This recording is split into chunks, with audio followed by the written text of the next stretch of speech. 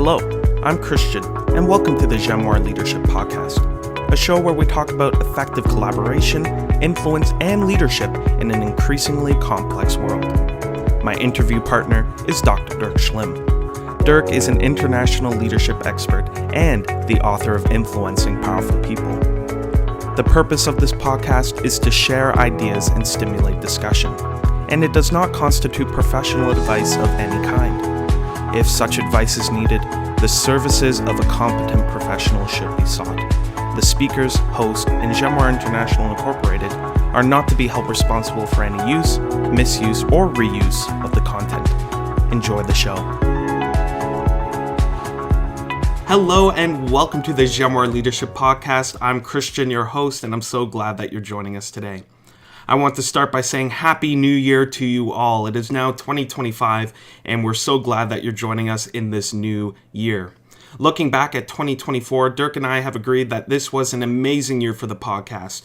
While we had a lot of great discussions, just him and I, the real highlight has been all the amazing interviews we've had. So we just want to thank all of our guests over the past year. A lot of fantastic discussions on a wide range of topics within the realm of leadership, management, and relationships in business.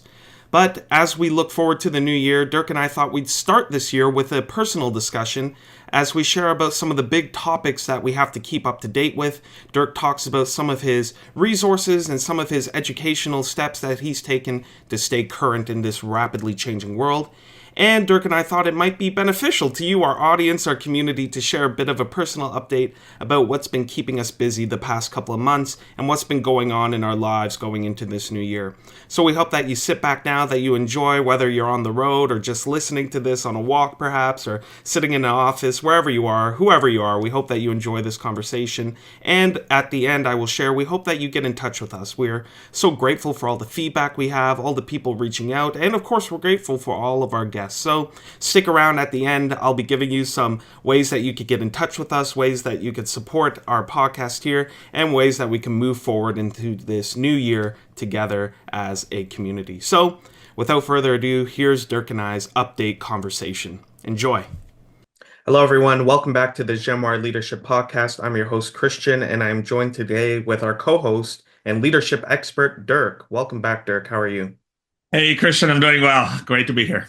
Wonderful. Dirk, it is a new year when we're releasing this episode, so happy new year today. Thank you for joining us. Today, as we dig in, I think that we want to briefly start by acknowledging the world that we're living in. It's a new year, but as we look back at 2024, a lot has been going on, both for us personally, but also in the business or leadership landscape in general. So Dirk, why don't I just open it up for you right away? We'll dive in. What's going on in this rapidly changing world?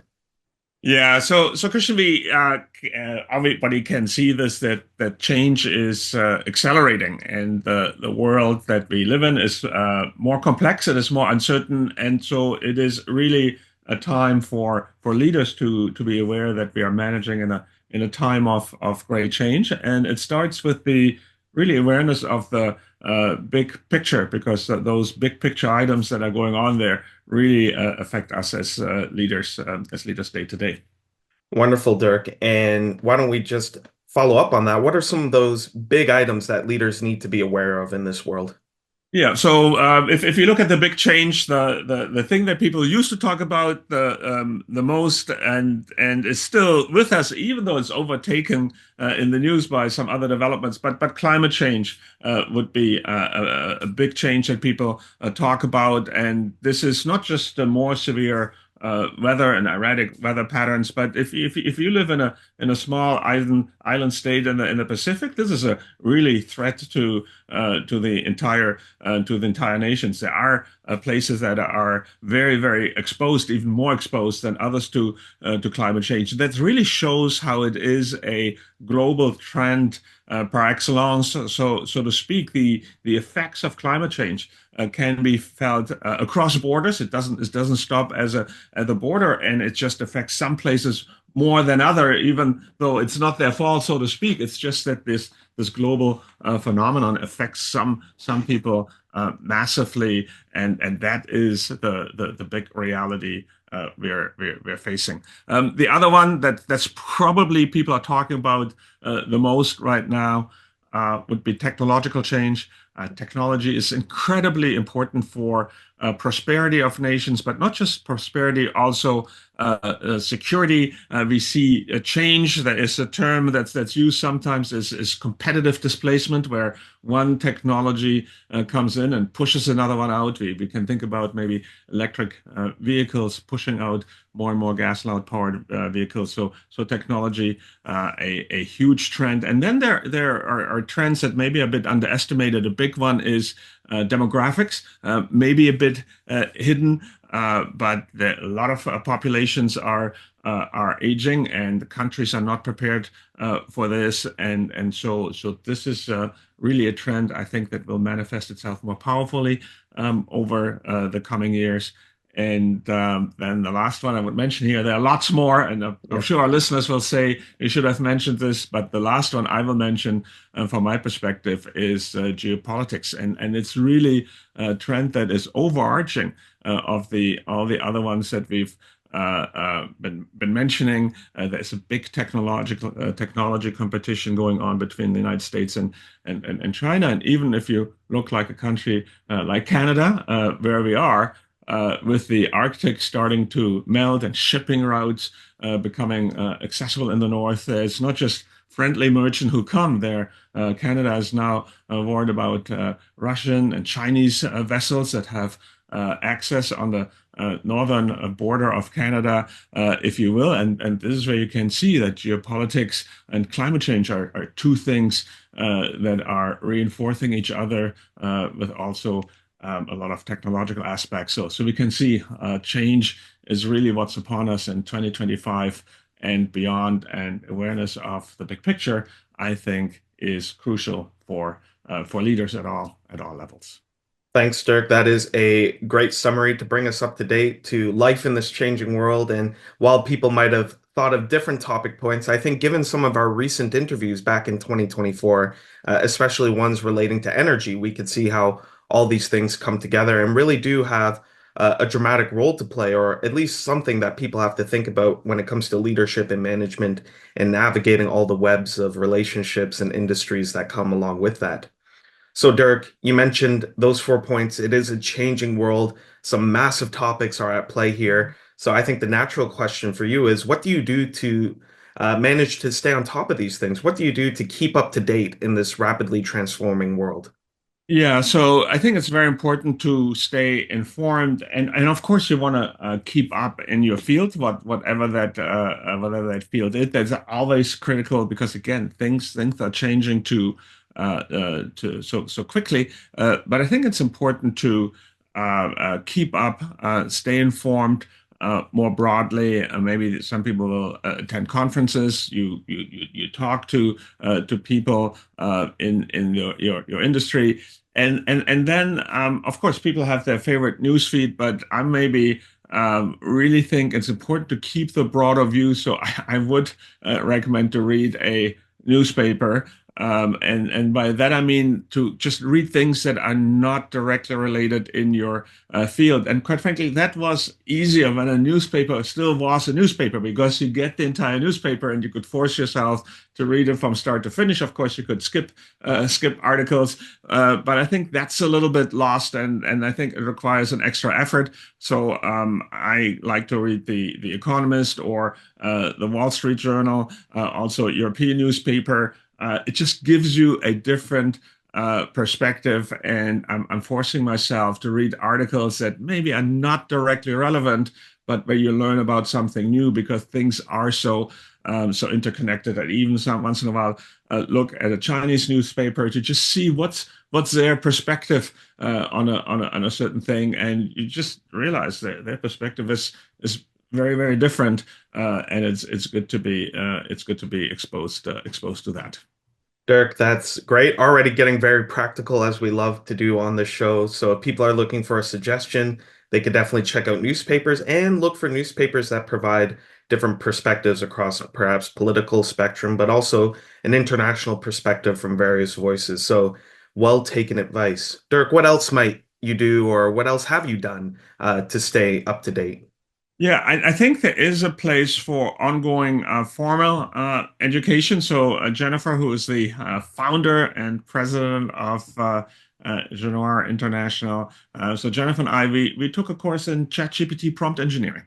And artificial intelligence. We talked about technological change. Artificial intelligence is one key, if not the technological change that is transforming the world, and it's very powerful. Anybody, all you need is a ChatGPT account and start asking questions. But it's so much more powerful when you know how to use it. And of course, you want to be careful. Don't enter any confidential information.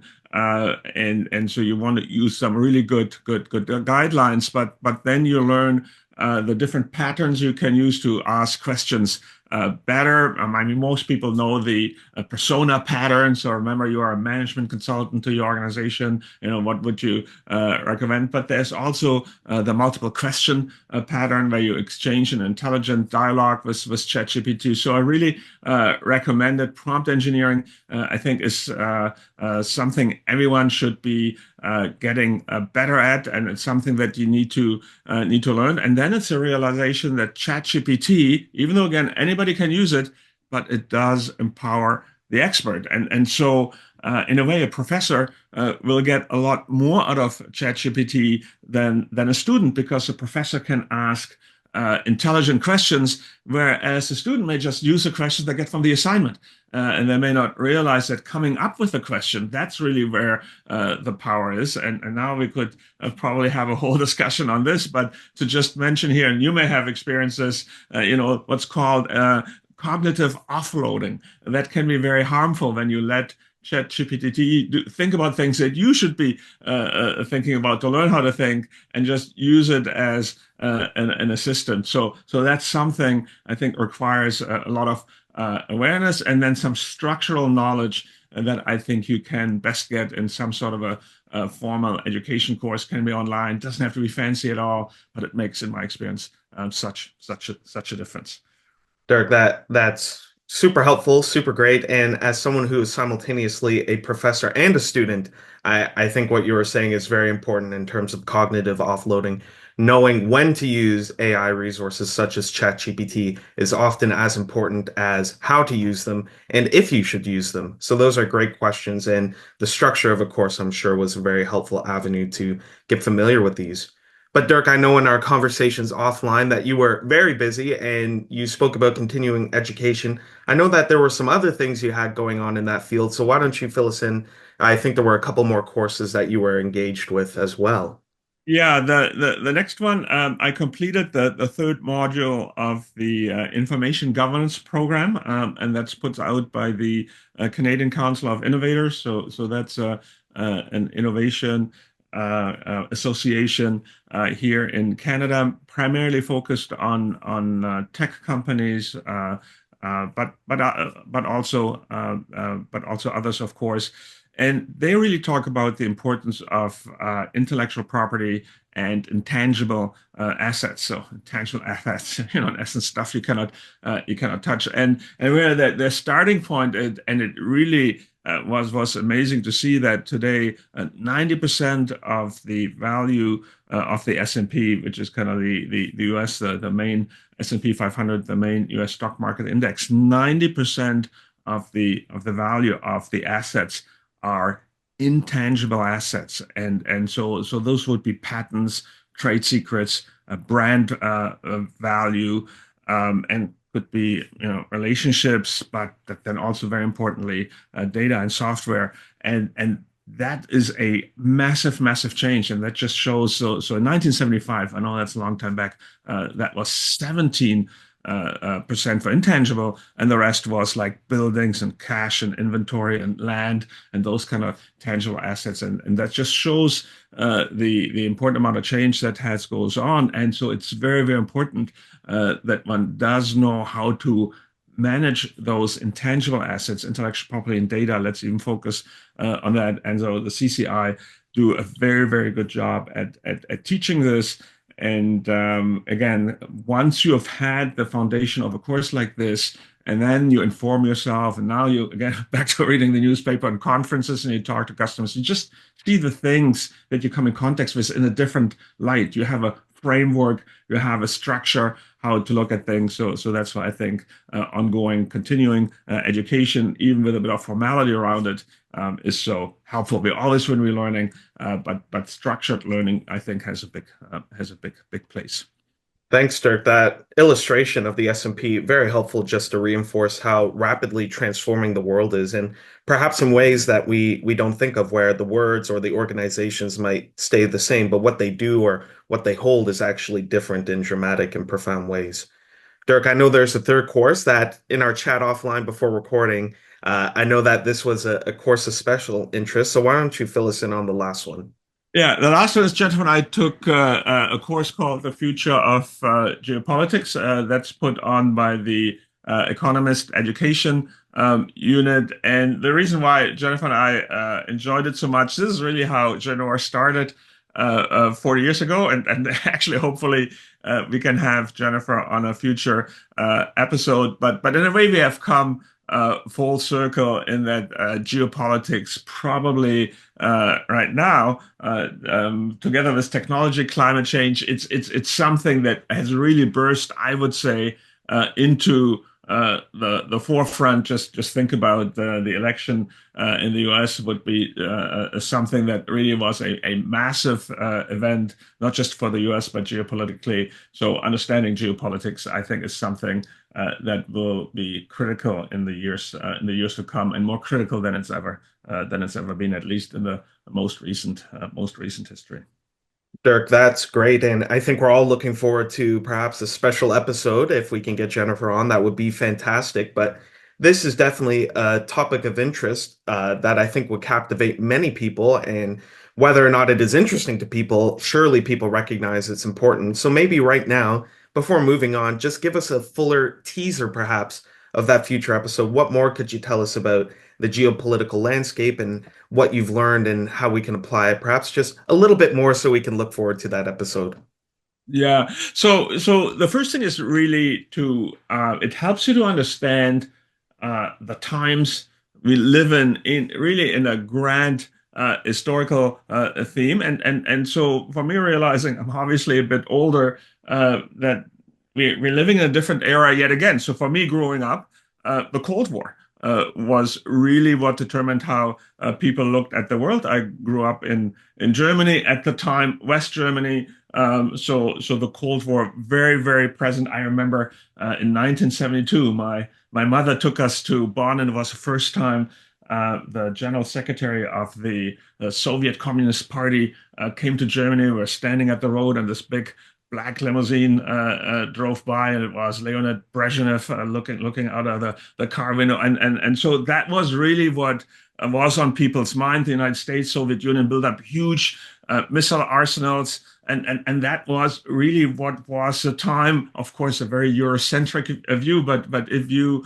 lived in West Germany or East Germany for that matter, and we had a guest on our show this year, which was fascinating, who grew up in East Germany. This really determined your perspective on things, and then the Berlin Wall came down, and the entire Iron Curtain came down, and that's when globalization took off. And there were people at that time who thought, this is the end of history. This is it now. The Cold War is over, and we will have this era of globalization that will take us well into the future. This was a global order led by the United States, and people thought that's how it will be now.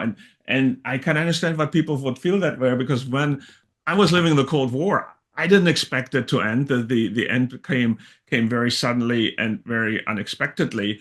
And so the US-led global order, which people came to appreciate because of global trade, was really something that was possible now, and that took off, and global collaboration in all kind of international institution flourished. But then also this time has come to an end, and we have now entered an age of great power competition between the United States and China. And again, technology is is key to this.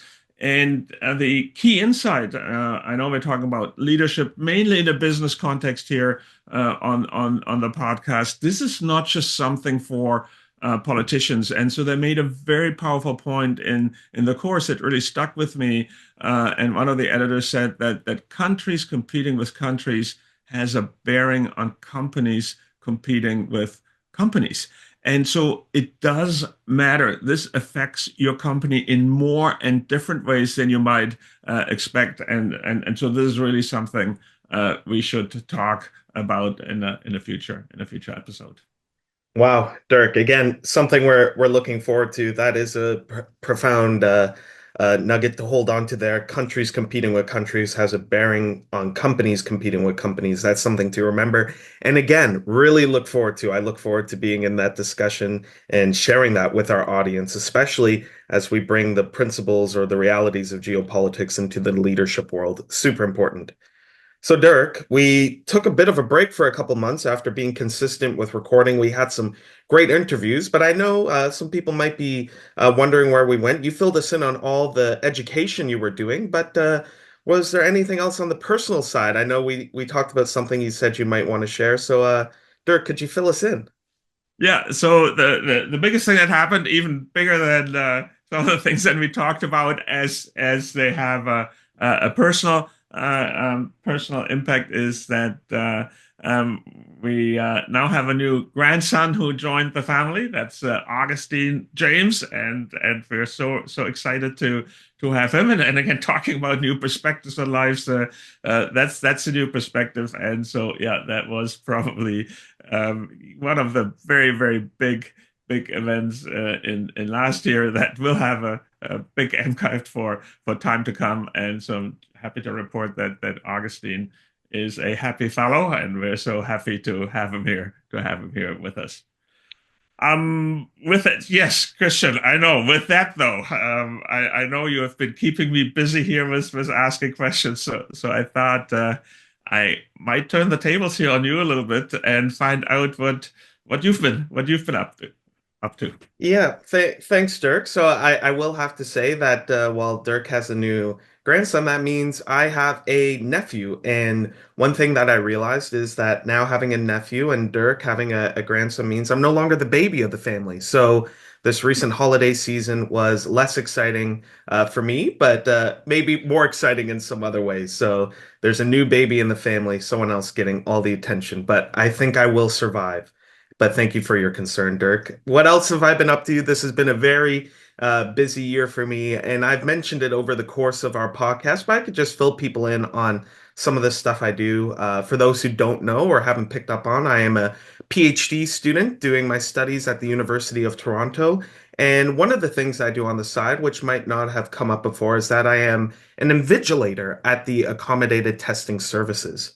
So Invigilator, Christian. That sounds like a big word. I had to look it up when you first had it. So why don't you tell us what an invigilator does and yes. one runs into as an invigilator? Yeah, thank you, Dirk. So I had to look it up as well when I applied for the job. It was a new word for me. People might be more familiar with the term proctor or something along those lines. So essentially, what I do at my job is ensure that the integrity of exams are maintained in conjunction with the University of Toronto's accessibility services. So for students who have various disabilities of whatever sort, we want to ensure that the playing field is even. So we have a special writing center where people, for whatever needs they have, we're able to meet those needs and ensure that they're able to write their exam in a way that's fair given the accommodations they require. So that means not only maintaining the integrity of exams in a traditional sense, making sure everyone is writing the way they're supposed to be writing.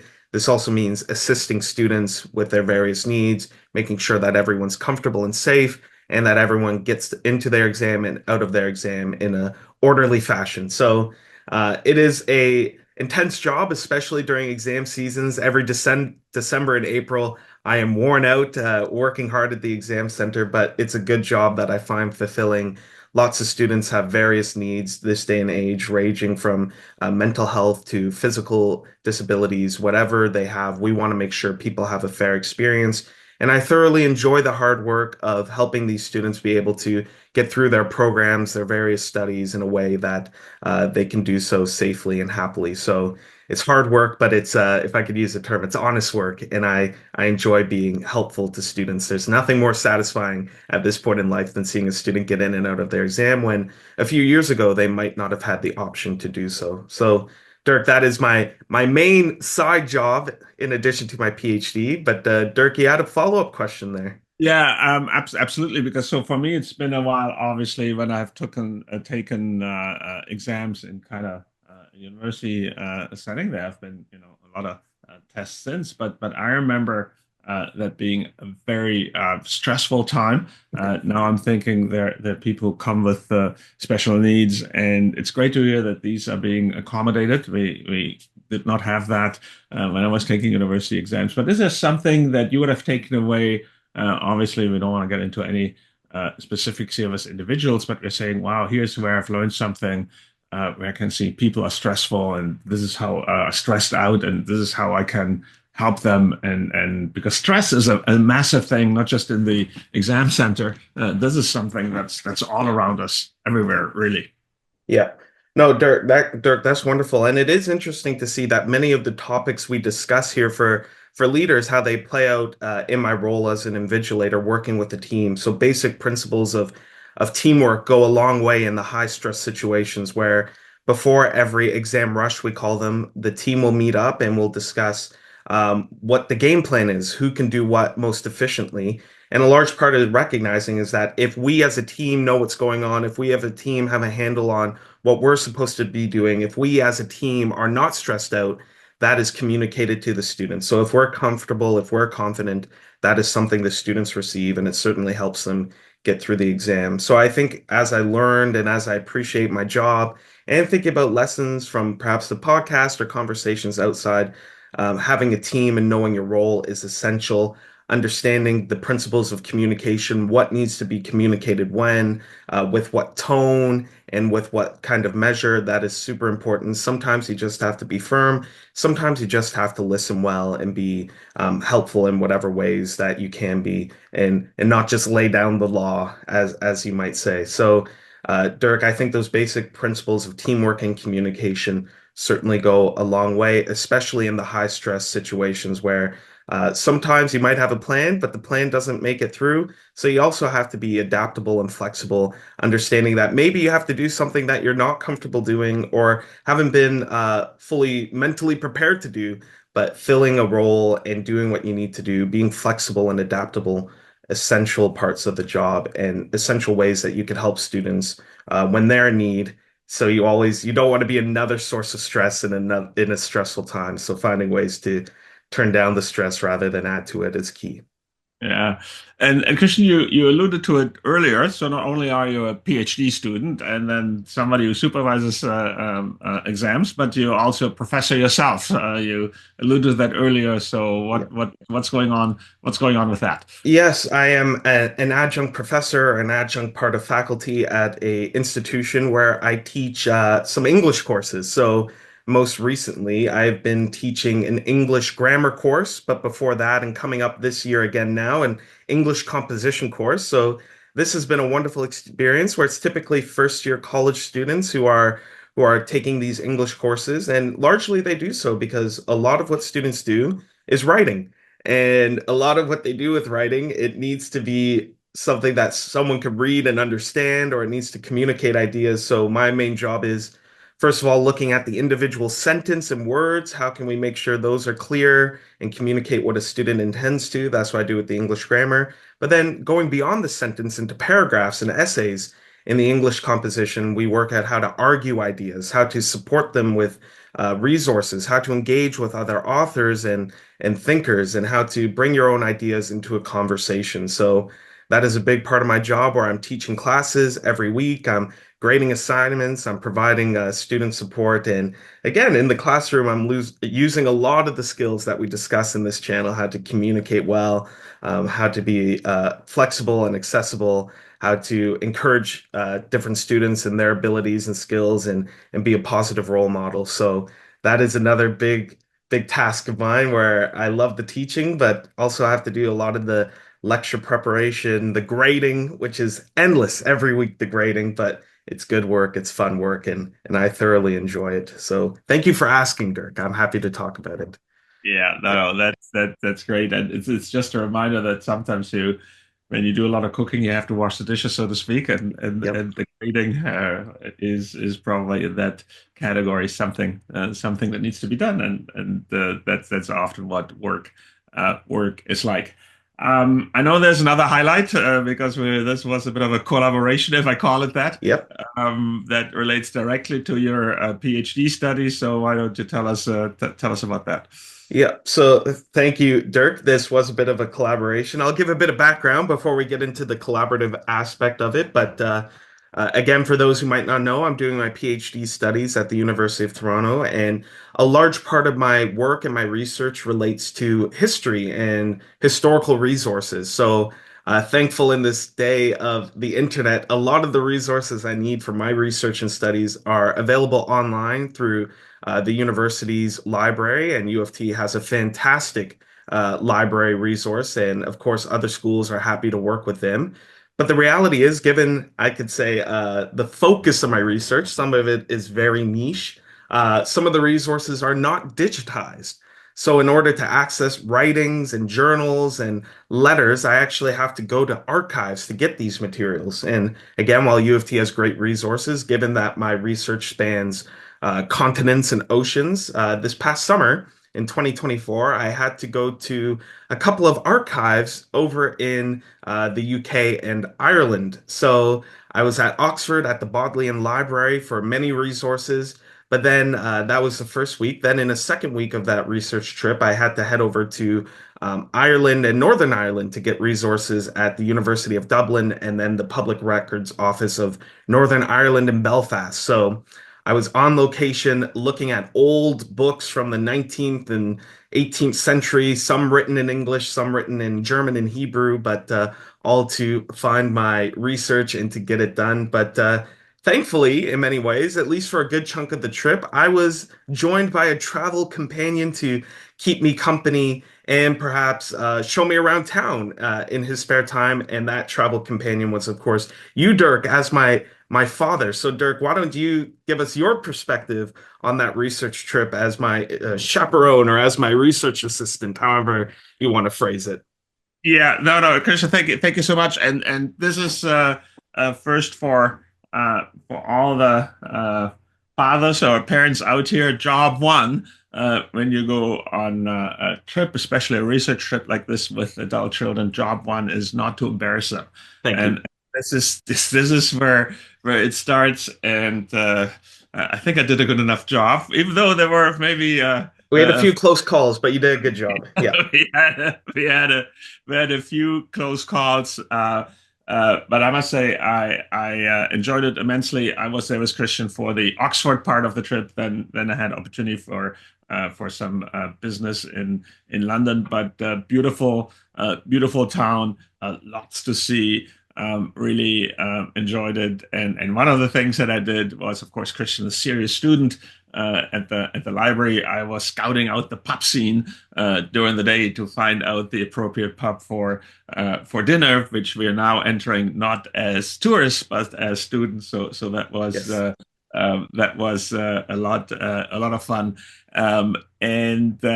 But for me, my highlight, because you know this, I like to tell the story. When Christian left off for Dublin and Belfast, and we certainly want to hear about that. I ran into, so to speak, one of the key people that Christian is researching, and I met the great grandson in the sixth generation Yes. of the gentleman that Christian is researching, and so this is where I went from. This is where I went from not embarrassing to networking and adding value. And so that obviously was very, very unexpected, but just made it so much more fun. And just a reminder is if you meet people and you talk to people, and of course they will ask him, what are you doing here? And explain what Christian is doing, who is researching. So, oh, we know this man. We actually have a relative here of him. And so that was like a super special part of it. But back to you. You were Yes. the main person on site. So give us a bit of a view of what you learned in Oxford and maybe perspective on Dublin and Belfast and whether you recommend travel there. Yeah, no, Dirk, thank you. And again, if people didn't catch that, it is a classic, I could say, and maybe this is giving some inside conversation here, a classic Dirk Schlimm situation where I am studying a figure from the early 19th century, and Dirk walking around Oxford happens to run into his sixth generation grandson. That is unbelievable, but just goes to show you if you're perhaps a younger person or an older person listening to this and you still have your parents with you, take them along on your travels. You never know who they'll run into and where they'll strike up a conversation. It is definitely worth it. And if they work hard, it was not embarrassing. So thank you, Dirk. I want to just put that out there. I really appreciate it. We had the close calls in a few pubs, but thank you very much for not embarrassing me. That was a relief. But yes, no, I had a great time in Oxford and of course in Dublin and Belfast. Oxford, I think the highlight was when we were traveling in the summertime. It happened to be their graduation time at Oxford. So we got to not only see the university, and I always have to repeat this, we have an international audience from a lot of our listeners being from Europe might not appreciate this, but in Canada, the oldest buildings we see are from the late, perhaps 19th century. And when you see a building from maybe 1880, it is a fantastically old building. But there in Oxford, we were walking around buildings that dated back to sometimes the 12th or 13th century, and we went to our favorite cafe in Oxford. It was one of the first coffee houses. It seems like they had a disagreement with the coffee house across the street who was oldest. But going back to the 17th century, the 16, I believe 50s or 60s, the first coffee house. So it was amazing not only being in a university town, but also in a very medieval town and seeing all the buildings and being among the history. And of course, in the library doing archive research. I know some people are interested in the details, but maybe another time. Fascinating materials, working with old writings where you have to be very, very careful. People ask me if I have to wear gloves. No, you don't. You actually don't. They encourage you, for my resources in my period, not to wear gloves so you have more control over the paper and don't rip them. But yeah, reading those old resources and something, again, times change. Having to on the fly learn 19th century cursive convention, that was difficult. Sometimes it was easier to read German resources when they were printed rather than English resources when I was reading the handwriting. So that was a fascinating trip. And then, of course, my time in Dublin and in Belfast. Dublin, had a great time. I spent a few days there. This time I was going to different archives inside and outside of the city. I was able to stay at the Trinity College accommodations. So one of the big schools there in Dublin, I was able to stay on campus, which was fantastic, getting a taste of the student life there and being able to travel around, make use of the bus to get where I needed to go. And then taking the train at the end of the week to Belfast. Again, wonderful time. Belfast was interesting. The place where the public records office is, as I explained to Dirk, isn't exactly a tourist location beyond, and it was amazing to see the Titanic Museum. So there we were in a working dock, I would say, lots going on, just regular people doing their work, not so many tourists. But then smack dab in the middle of this area was the Titanic Museum, where as I understand it, the Titanic was built. And right around the corner was the public records office, where I was looking at scanned older materials and having a good time there. And of course, appreciating, unlike in Canada, the beauty of European public transit and the flights being so cheap between countries and city airports. So Dirk, all around a fantastic time. Thank you for joining me. A lot of work was done, but also a lot of fun was had there in the pubs and on those walks. So that's what I got for you, Dirk. Yeah, no, thank you, Christian, so much. And so here we are, and looking forward to this year now. And Christian, I know you're coming to the end of your PhD this year, and you'll be making new plan. But I just hope that one of the things you're planning is to stay on as a host of the Genoa International Leadership Podcast. Got a lot of feedback, and people like having you as a host and a commentator. And so just hope we can carry on this year, 2025, with that, and you can fit us into your busy schedule that I know is getting busier all the time.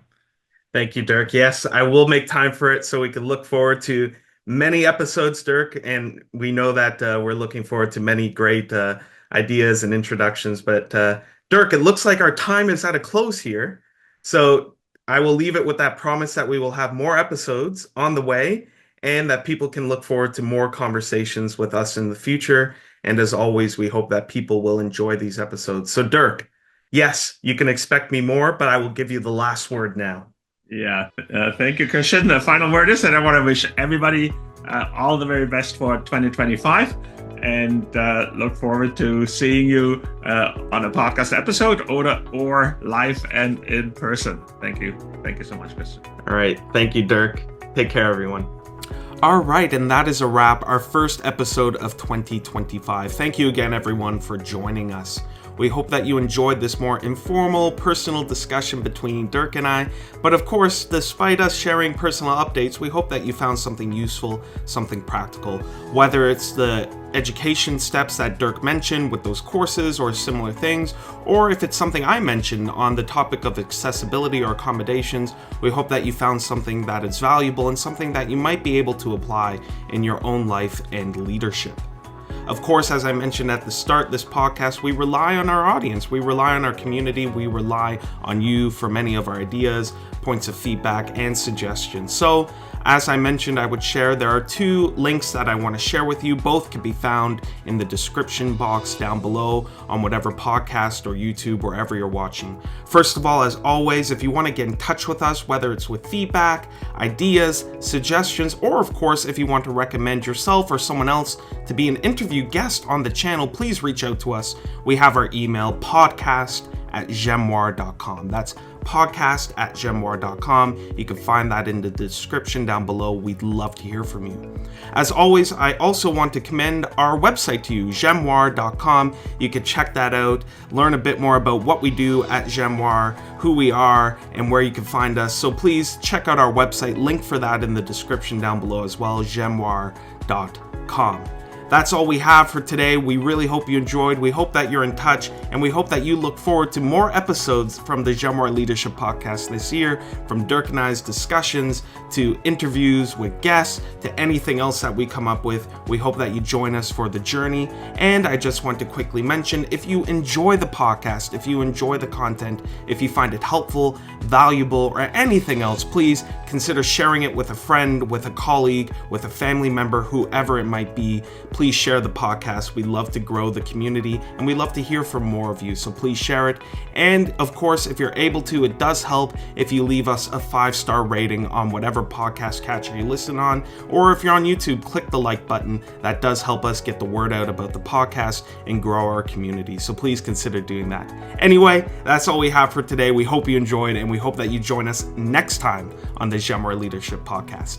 Take care.